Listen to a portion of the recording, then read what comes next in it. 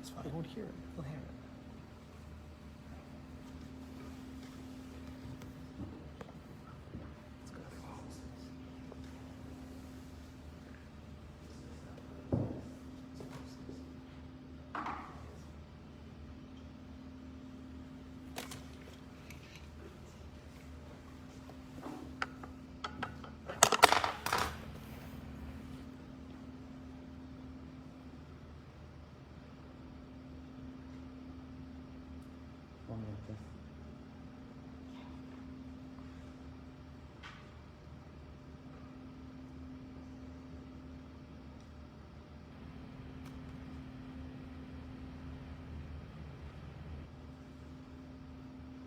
Friends, I want you to imagine that it's not 2020, it's actually 2033. 13 years from today. And a young boy is about to become bar mitzvah. He was born in 2000, it's now 2033. And he's prepared for weeks and months. But Corona, COVID-19 never went away. It was always with us. And for 13 years, we've had to carry on exactly as we've been doing for the past few months. Staying at home, social distancing, masks, Zoom, online classes, not being able to see our family, at least live. And this young boy comes to his bar mitzvah after preparing for years with his Jewish education as a young boy, learning with his bar mitzvah teacher, learning the parashah, preparing with the rabbi, and he reads the parashah with a few people present, and then he has a party with a few people there, and his family and friends are watching online, and they're clapping and they're cheering, and they're so excited for him. And he goes home, and he sees his parents crying, and he says, Ima, Abba, didn't I do well? And they said, yeah, you did fantastic. Then what are you crying about? Why are you in tears? And they tried to explain to him what the world was like before Corona, before mass social distancing. People could see each other, hug each other, kiss each other. And the boy didn't get it. And they tried explaining how although what he did was amazing and wonderful, but you cannot compare 2033 to how it used to be when we were growing up, they told him. We, my friends, are that boy. That boy is us. We have been in lockdown for 2,000 years. And we sit on Tisha B'Av. And we go to the Western Wall. And we feel good that we're learning. And we go to Yeshiva. And we go to Israel. And our rabbis try to tell us, don't you know what it was like?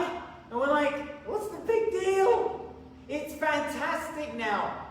I learn. I go to Israel. I keep Shabbat. But there used to be a place 2,000 years ago called the Beit Midrash, the temple in Jerusalem. It was the most powerful place in the world. And we're like, I go to Beit Knesset. I go to synagogue.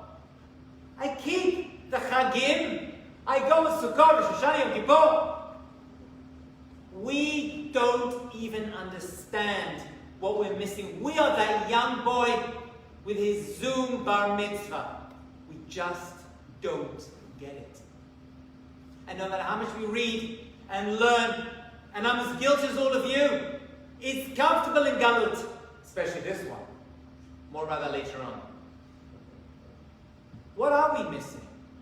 What was the power of Yerushalayim, of Jerusalem, when it was built? What was the power of the Beit HaMikdash? What was the power of the Mishkan? What was the power of the great teachers and leaders who lived with us in those days? There is a very unusual Midrash which I think many of you have not heard before. And I've thought about this Midrash over the years, and I want to give a little twist to the Midrash. And the Midrash goes like this.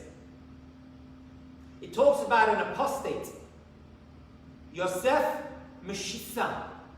Yosef Meshisa. The Midrash is not clear when he lived. Some say he lived in the Greek times, and some say he lived 200 years later, the Roman times, of the destruction with Titus Yamach Shema. So there's a dispute exactly when Yosef Meshisa lived. But for our purpose, either way is absolutely fine. Because the story in the Midrash is powerful enough. And Yosef Meshisa had given up on his religion. And he had sided, like many other Jews, with the Romans. Make no mistake, we like to think everything can be divided up nicely. Them against us. They want to hurt us, the anti-Semites, and the Jewish people against them, my friends.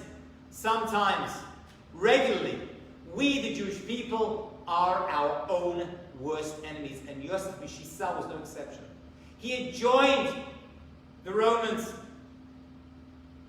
And they were about to enter the Bet HaMikdash. And they said, Yosef, you had helped us. Whatever you'd done, he had done. We want to reward you. You can walk into the Bet HaMikdash, into the Holy of Holies, and take whatever you want.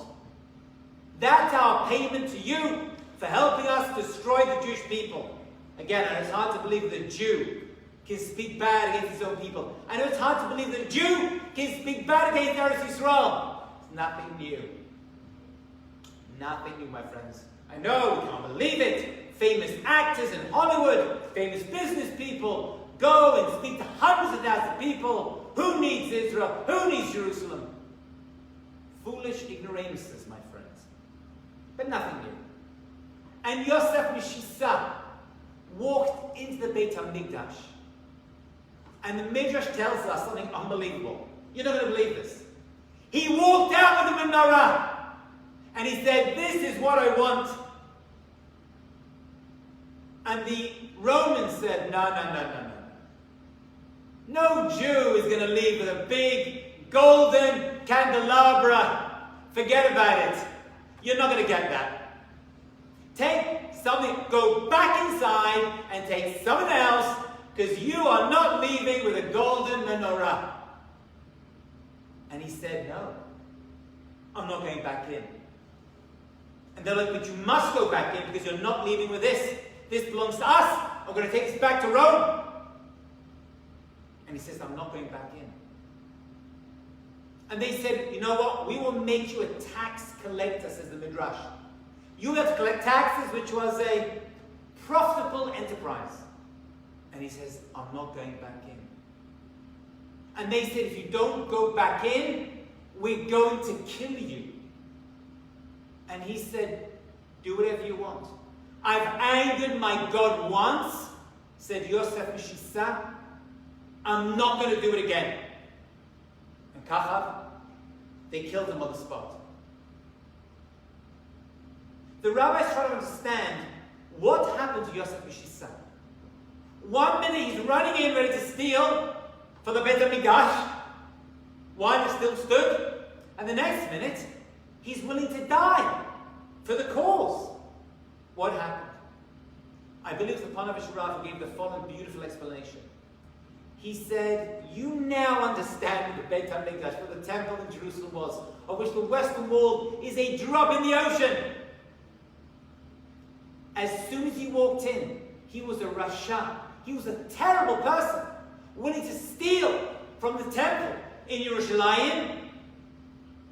But as soon as he walked in, the atmosphere of the Bet HaMikdash changed him forever. He was no longer the same person. And he walked out a tzaddik who was willing to die for the cause. Such, my friends, was the power of the Bet HaMikdash. Now I've thought about this. And if the Bet HaMikdash, the temple in Jerusalem, had such an impact on Yosef Meshisa, why did he leave with a menorah? It's a fair question. If you want to say the Beit HaMikdash affected him so much, he was willing to die for God and not enter in and anger his God twice, then why did he live in the menorah? I heard from my teachers the following possible answer to this question. He didn't want to steal the menorah. He wanted to keep it. He was so affected by walking to the Beit HaMikdash, and he saw it empty, that all he wanted to do was grab the most special item inside and take it and save this item. And that was the menorah. He wasn't trying to steal it. He was trying to protect it. That, my friends, is the koach of Israel, of Yerushalayim, of the Beit HaMikdash. One visit could change your life. It's gone. It's gone. We don't have that address for Hashem anymore. If you wanted to talk to Hashem, you wanted to come close to Hashem, you went straight to the Beit HaMikdash, you were a brand new person. Once a year, twice a year, hopefully 3 times a year. You are not the same person. That's how it affected Yosef Mishisam. How did this whole Tishba thing get started then? If we had this beautiful Beit HaMikdash, which so many among the Jewish people in the world, Goyim came from far and wide to enjoy the temple in Jerusalem. How? How did this happen? We have to go back just a little bit, my friends. Hope you don't mind. We have to go visit the Jewish people in the Midbar, the genesis of the Jewish people. Like, you want to understand a person, you have to go back to their childhood. That's what psychologists say.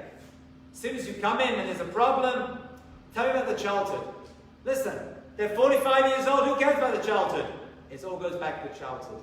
So too with the Jewish people, if you want to understand us, you've got to go back to our childhood, and that is the 40 years we were in the Midbar in the desert.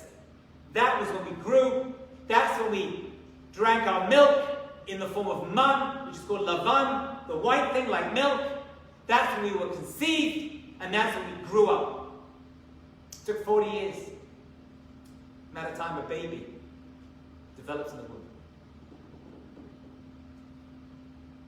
And so, the Jewish people had the opportunity to take the land of Israel, this special land, knowing full well we'd have a beautiful Beit HaMikdash. The Mishkan was a preparation for the ultimate Beit HaMikdash temple in Jerusalem. But they were scared, understandably. They were slave people. They'd been disconnected. And so they went and asked Moshe Rabbeinu to bring in spies. We know the story of the Meraglim. And they sent in 12 spies, and 10 came back with a bad report and told and spoke Lashon Hara. So you know, immediately Lashon Hara is going to be part of this story of Tisha B'Av, obviously. And they came back, and rather than reporting directly to Moshe Rabbeinu and Aaron, when you send in spies, the CIA, into another country to spy out for you, the last thing you want to do is come back and go straight to CNN studios and give their report to everyone. Because if they tell you what they saw, we're all going to freak out. First they go to the Pentagon, then they go to the president. That's how a spy works. Not the Jewish spies. Oh no. Our spies are like, forget them. Let's talk to the people. Let's go straight onto Instagram and Facebook and tell everyone what we think. And everyone heard. And they believed them. Why shouldn't they? Moshe Rabbeinu sent them. And they cried at the news. And they cried all night. And these spies were so callous. They were so evil. They couldn't empathize and sympathize with these people. They didn't feel for others. That was the root of their problem. And that has been the root, because that night of crying, say Chazal, was the first ever Tisha B'Av. And because of these evil spies who died because of their sin, we, the Jewish people, have been crying every year ever since. Which means that that thing that they did, not feeling for other people's concerns, is still with us and has never been removed. Because if the temple's not here, whatever the original problem was must still be there. It's simple mathematics. And so feeling for other people is going to have to be part of the remedy to make Tisha B'Av go away forever. You want that temple? You want the third Beit HaMikdash? Then we've got to get rid of Tisha B'Av. And Tisha B'Av is the 9th of Av. And 9 in Hebrew is a tet. Look at the shape of the letter tet. It comes down like in the Torah and has a flap on top. But it's open. It's not closed. Because right now it's full of difficulty and challenge and destruction of the temple. First and second. And this expulsion of the Jews from Spain in 1492 as they left on the 9th of Av with Don Isaac Barbanel. And it's the First World War.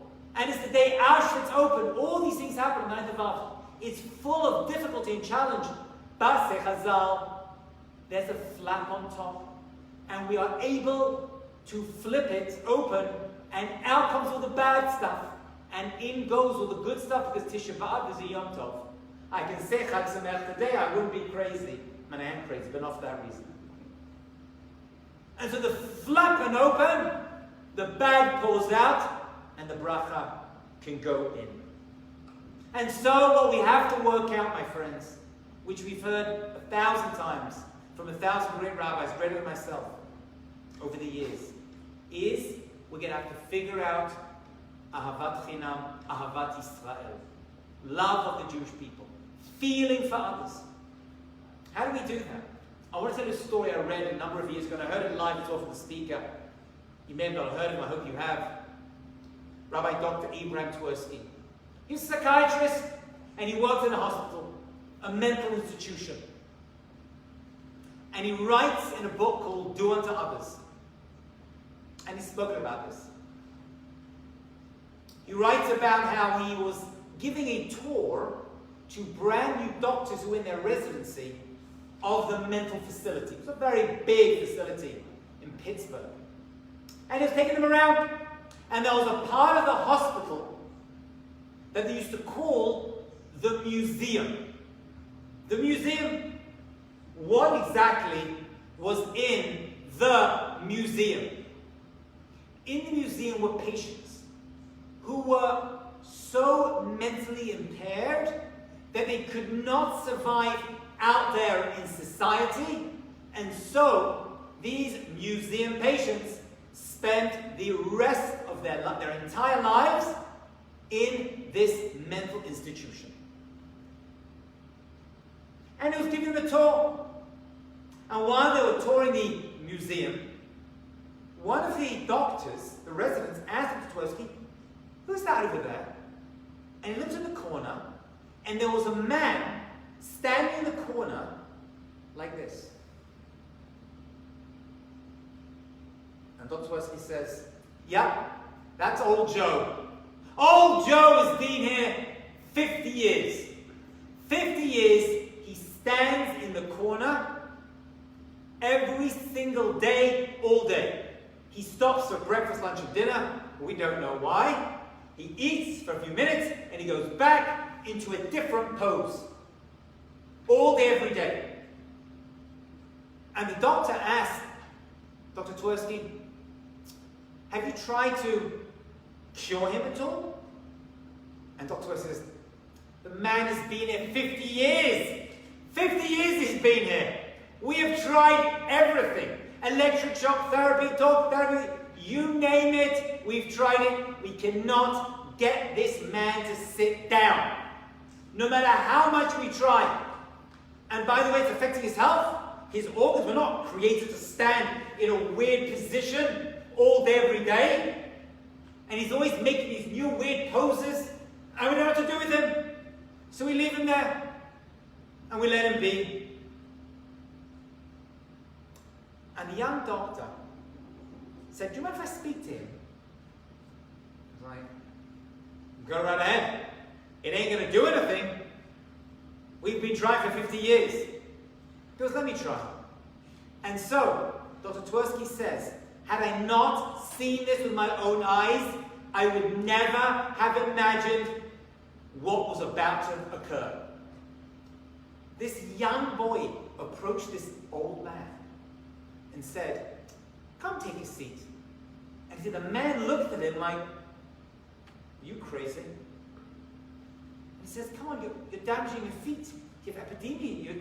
You're breaking your body. Come take a seat. Relax." And the man just stood there like, "What's wrong with you?" And then the boy, this young doctor, stopped and thought. And he paced around for a minute, 3 minutes, 5 minutes, 10 minutes, trying to figure out a solution to this problem. And then there was like a light bulb above his head. And he walked over to this man. And he stood next to him. And he contorted himself into exactly the same pose this man was in. He had one hand like this, another like this, one foot to the side, all twisted. And he stood and he copied him exactly. And then he turned around to the man and he said, "You know what? I'll stand here and do this. You go take a break." And the man looked at him, unfolded his arms, and went to sit down for the first time in 50 years. I've thought about that story a lot. I've thought about it from many different angles. First of all, how many times have we heard and been told, "Oh, you can try, everyone's tried it, you're not going to succeed"? Point number one, there's always an answer. And it may not be someone else's schut to get it, merit to get it, but it could well be yours. You've got to try. No matter how off chance it is, you're going to succeed in this particular mission. But that's another talk for another time. Although it's related to where we are today, when most people unfortunately do not appreciate how great the opportunity of redemption really is. But leave that aside. What I want to talk about is how this young boy got inside that guy's head. What was this guy thinking? Who knows? Maybe he thought he was holding up heavens and earth in this pose. And by dismantling, everything would fall away. In his mind, it made sense. To the rest of us, Majnun, the guy's got a bit nuts. But for him, it made sense. That's what we have to do. Feeling for others. Understanding other people's pain. Ahavat Israel means, love of the Jewish people means, redemption means, I've got to somehow get inside your head and make your life better. If getting married is important to you, I've got to try to help you do that. Will I succeed? I don't know. Chances are maybe with me, I won't. You having problems with your family? I've got to get inside your head and try to fix that. You having problems with your parnasa? Let me try to connect you with somebody. Someone is damaging you, let me fix that. That, my friends, is what Ava Yisrael is. Contorting yourself into a position that you can relate to somebody else, to take the burden off them, even for a moment. That is Ahavat Yisrael. You know, I heard a story. Someone sent me a video. It was a recent story. Rav Biederman, a Rav in Israel, who's become very, very popular in the Haredi community. He tells the following story. I apologize if you saw this already, but I must repeat this story. Story told of a Rabbi David who travels once a year from Eretz Yisrael to Montreal to collect money for his charitable organization. Whatever it was, Almanot, whatever it was. And he went there one year and he met a man and he's talking, and like any good fundraiser, you get to know the guy first. Secret of fundraising, don't just ask. See how people are doing. By the way, how are you all doing? And so, this man said, "You know what, I'm not doing so well. I've been married 7 years and still no children." So like any good rabbi, he says, "I'll pray for you." He's like, "There's no point." Why would you say that? There's no point. Pray for you, he's not going to do anything. I know exactly why my wife and I are childless after 7 years of marriage. He goes, "You know why?" He goes, "Yeah, I know for a fact." He goes, "What is it?" He goes, many years ago I was in yeshiva. It was Purim, and we were all enjoying and singing and dancing, and I got drunk, a little too drunk. And I got up on the table, and I saw this young boy, bit of a nebuch, sitting there, and I started to make fun of him and laugh at him, and everyone there was drinking. It was Purim. They were laughing anyway, and we were making fun and decorating. And he was so embarrassed, and he turned bright red. And I felt terrible, but I was caught up in the moment. That has stayed with me. I know this is the reason Hashem has not given me a child, because I embarrassed this poor boy all those years ago. And so the rabbi said that call up to apologize. He goes, you crazy? I've called him every year. Mechila, please, be mochel me, please, please, please. Forgive me for what I did to you. Hang up the phone, hang up the phone, hang up the phone. He was never willing to let it go. He always held on to it. Please help me. You live in Israel. Visit this boy. Speak to him. Ask him to give me some forgiveness. Ask him to redeem me for what I did to him all those years ago when I embarrassed him before Hesia publicly. And the rabbi said, I'll try my best. I can't promise. Just like the young doctor from Tversky's story, you put yourself into a funny shape. You never know what'll come out of it. And so he went back home. And he looked through his diary. I made a promise to this guy. He made a donation. I've got to fulfill it. And so he called up this man. And he says, are you? And he gave the name. He says, yes, I am. And he says, I just came back from Montreal. Click!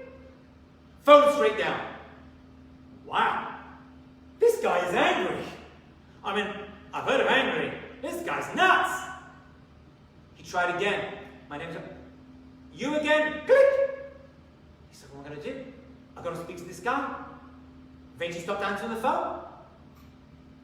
He said, I'm going to call him midnight. Wake him up. Catch him off guard. And so he called his man. And he says, please don't hang up. Listen to me. And he's like, what do you want? He says, I just got back from Montreal. And there's a young boy there. And this young boy feels terrible about what he did to you. Please give him mechila. Please forgive him. And he says, that guy's a bum! Do you know what he did to me? He embarrassed me. My low self-esteem was brought even lower. How did he do it? He killed me in front of those people. And the rabbi kept pleading and bargaining and says, I'll pay you. I'll pay you. I'll give you the money. Just forgive this young man. He says, I don't want your money. And the rabbi thought about it. And then he went to left field and he said to himself, I think I got it. He said, let me ask you this. You are not going to be in Olam Hazeh for the rest of your life. One day you're going to die and you're going to go to Olam Haba. And you're going to meet this man. Right now he's in Montreal, you're in Israel, you don't have to see him. But in Olam Haba you're going to see him. In the next world you're going to see him. And he's going to say, you didn't forgive me? I remained childless because of you. Do you want that? Do you want the responsibility of keeping this man childless and have to answer to him in Olam Haba? There was silence on the phone for a few minutes. And then he says, thank you. Hung up. A year later, after Pesach, Rabbi goes back to Montreal. You got to keep fundraising. And a man approached him and says, do you remember me? And he's like, yeah, you're the guy I'm the guy who was childless. With that guy embarrassed on Purim all those years ago. And you called him up. He goes, I did. What happened? He goes, you don't know? He called me right away. And he gave me full and absolute mechila. First of all, he reamed me out. And then he gave me mechila for embarrassing him in public. Rabbi, 3 weeks ago, we gave our son a Brit Milah here in Montreal. Ahavat Yisrael isn't just saying it. You've got to do something. It could be like the guy in the hospital. Chances of success are tiny. It's not about achieving it. You've got to do something. That's what life is. Avad Yisrael. Avat Chinam, if you don't use the expression, it was used by some other Rav Kook used to use the expression. If you want to change the world, you've got to do something about it. You've got to be concerned about your fellow Jew. Shidduch, Parnasah. There's something to do. If you can't give money, if that person knocks at the door, in my neighborhood, I made the big mistake of living near rich people. They knock on their door, they knock on my door. What do they know? I'm like, I'm a rabbi. They don't care. They still want money. I'm embarrassed to say I don't always open the door. Sometimes it's difficult. I'm embarrassed.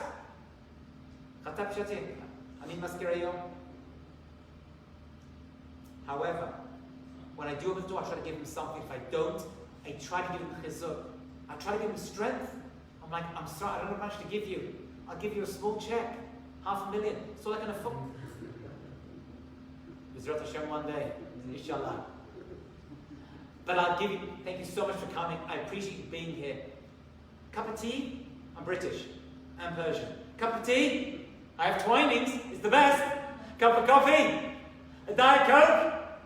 You probably need it. Come, my friend. Come in. Do something. They're schlepping around in the heat, the cold. It's not pleasant. A little something. A little something.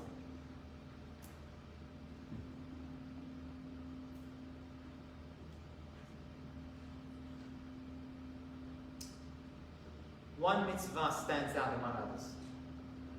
I'll finish in a few minutes. One mitzvah stands out, says the Gemara, and we've all heard this before, and we've all sung this before. But if there's one mitzvah that stands out from among all the others, besides Ben Adam L'Chavero, Avad Yisrael, in order to expedite the arrival of Mashiach, is Shabbat. Shabbat is the mitzvah. As the Gemara says in Shabbat, funnily enough, just one Shabbat will bring the Gula. As was sung, I have this in a loop in my head from my childhood. Just one Shabbos and we'll be free. Remember that? Just one, it's like a loop. I have a loop of Uncle Moshe in my head as well. And Uncle Moshe, right? My kids used to have like 500 CDs playing. I've got a loop of all his music. When I meet him, I'm going to kill him. I've heard there's 2 of them now. No problem. Double homicide. In Baya. I'm like, do you know how many songs are in my head now? You and your mitzvah men? Just one Shabbos for free. Why? What is it about Shabbat? Shabbat, my friends, is the gateway into Olam Haba. That's what we call it, Me'en Olam Haba. We sing in Lachadodi, Sof Ma'aseh B'machshava Tchila. The end of all action is the beginning of all thought. What do those words mean? Very simple. You begin with the end in mind. So, when Hashem created the world, every day He created something more important than the day before. First, you'll have heavens and earth. Why did He start with heavens and earth? It's not the most important thing. Because you need grass. And grass can only come on heavens and earth, which has water. And then we have animals which come after. And birds, they come later because they need the grass and need the heavens and earth. So whatever is more important comes later. That's the way Hashem created the world. What's the last thing Hashem created? Erev Shabbat was man. Man comes after animals because we need the animals. So when we turn up, the animals got to be there. We need heaven and earth. We need the rivers and the oceans. But it doesn't stop there, my friends. What comes after mankind, and by definition, is more important than man? Shabbat. Hashem created Shabbat. We forget about that. Shabbat is its own bria, has its own exact day. We were created the same day as animals. But Hashem created Shabbat with its own day. to stop and reflect and think, because we're so busy and we're so active and we have 6 days of on it, and one day we stop, and that is the day that is going to be the source of the redemption, because the world can only last for 6,000 years, just like a week lasts for 6 days. And then comes Shabbat, and then comes Olam Haba. Many people think that the end of the week is Shabbat. It starts here on Sunday. Actually, no, on Saturday night, right? It's all Saturday night. You get to an age, Saturday night is like, I'm going to bed. Saturday night, and it goes down, on Monday. Then you have Wednesday, what they call Wednesday, hump day. Then you get Shabbat, and I need a Shabbat off. No! You need a Shabbat on. Excuse the pun. Shabbat, my friends, is the gateway. Let me share with you an amazing letter which I read, a copy of, not the original, of the Stipler. This is a real letter. If you want, you can email me. I'm happy to send you the letter. The Stipler was sent a letter by a young boy in yeshiva, and this letter was eventually published with his response. And the letter wrote, "Great Rabbi, I'm having trouble with my emunah. Here I am, a believing Jew supposedly. I go to synagogue, I put on tefillin, I keep kosher, I do all the good Jewy stuff." He didn't say that, but you know what I'm saying. And you know what? I don't think I believe in Hashem. What should I do? Imagine you're the Stipler, and you were sent a letter from a young, sincere, Jewish, religious boy in Israel, growing up in a religious community. How would you respond? What would I say? I'd say, young man, go look at the beautiful heavens and the earth. Go look at a sunset or a sunrise. Hug a tree, I don't know. Feel good about being Jewish. Love the world. Help the old lady across the street. Go learn Torah. Even better. Read Hashem's manuscript. It's got the secrets of everything inside. More Torah, more Emunah. He didn't say that. Can you believe it? He didn't say any of that. He said to this young boy who he hadn't met. So the only information he had going on this religious boy having trouble in believing in God. You know what he wrote to him? And I'll show you the letter. In black and white. He said, you need to improve your Shabbat observance. Now remember, the kid is already keeping Shabbat. He said you need to improve it. Whether you are reading things you should be reading on Shabbat, saying things you shouldn't be saying, opening packages in ways you should be opening packages, there's a lot to learn. I review the laws of Shabbat once a year with my students. I'll tell you something, I'm still learning something new. Really? You can't do that? I don't know. I have young daughters, Baruch Hashem, in yeshiva and seminary. And they're always telling me, Abba, you're breaking Shabbat. They love the time I'm breaking Shabbat. Oh, nothing makes them happier. Abba, how do you show up? You know, when your kids tell you off about Jewish stuff, it gives you nachat, pride, and annoys you at the same time. You know? It's a little bit of both. I felt pride, and yet you're annoying me. But Baruch Hashem, thank you for the nachat, and I'm going to kill you. At least it's my yeshiva dollars going to a good cause. Finally, I'm getting a little bit of return on the investment, and a good investment it is. Shabbat, my friends, is what the Stipler told this young boy. You've got to control and learn the laws of Shabbat, because Shabbat is the ikar of emunah. All of belief in God comes from Shabbat. And it's nice. It doesn't say, keep Tisha B'Av. That's the ikar emunah, and thank God for that. It didn't say, eat matzah. It says, keep Shabbat. Shabbat, my friends, is the source of every goodness, and it is the redeemer of the Jewish people. It's in the zchut of us keeping Shabbat, my friends, that we are going to be able to bring in Mashiach. As the Gemara says, just one Shabbos and we'll all be free. But you've got to really keep it. Is it possible? Is it possible for every Jew in the entire world to keep Shabbat, which would, according to the Gemara, bring Mashiach? Remember what we said? I don't know. And be honest, I don't care.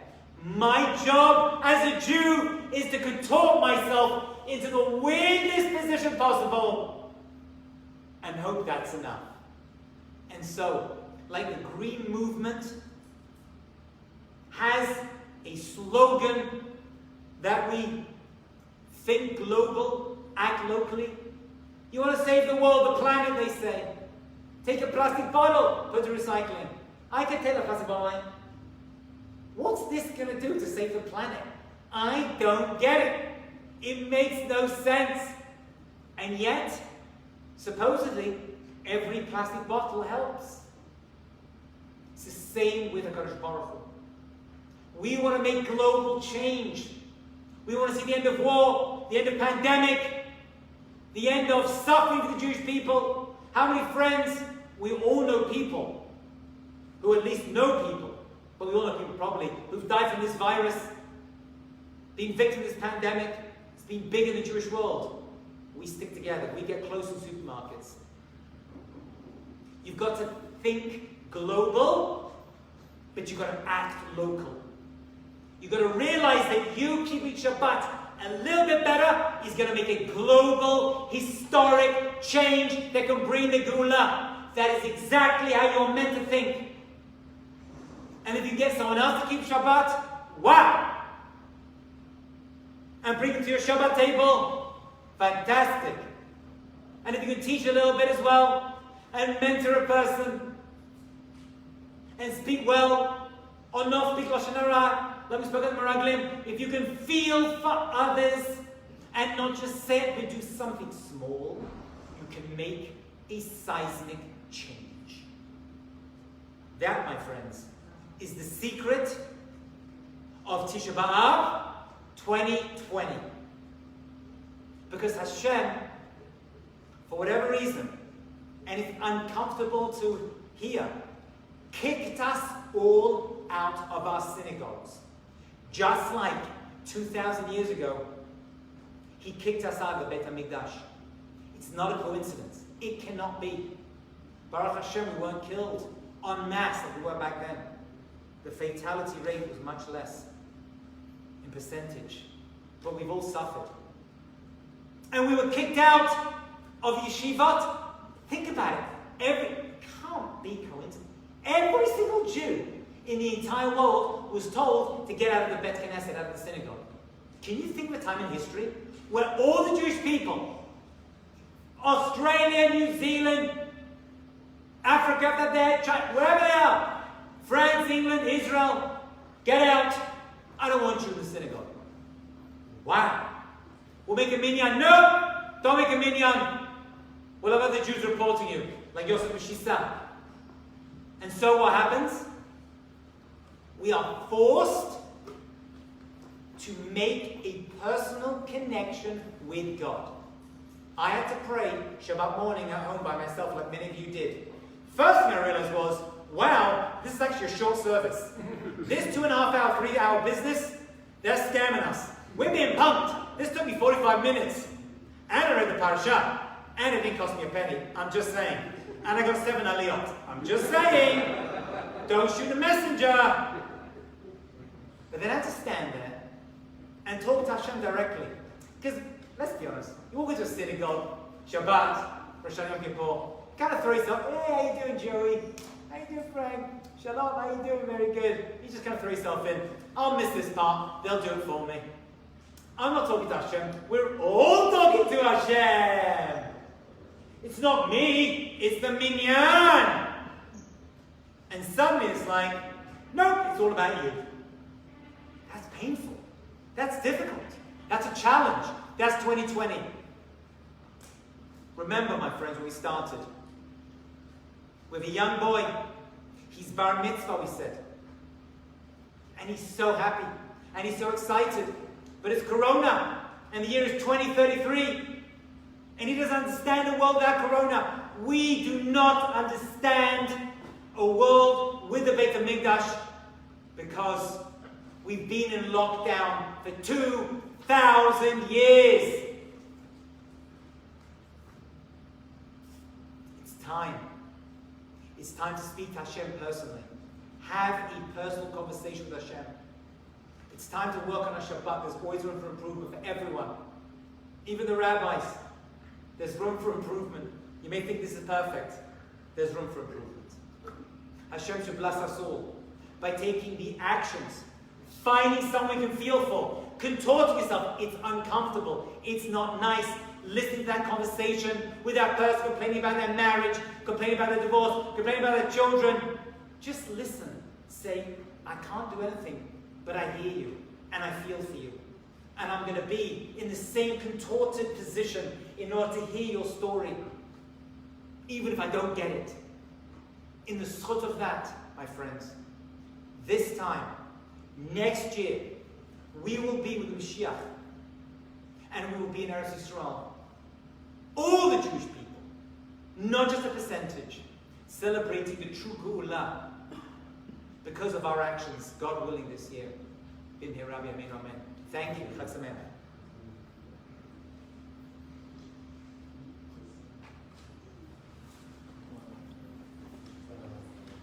I did it at the beginning. Huh? Keyword.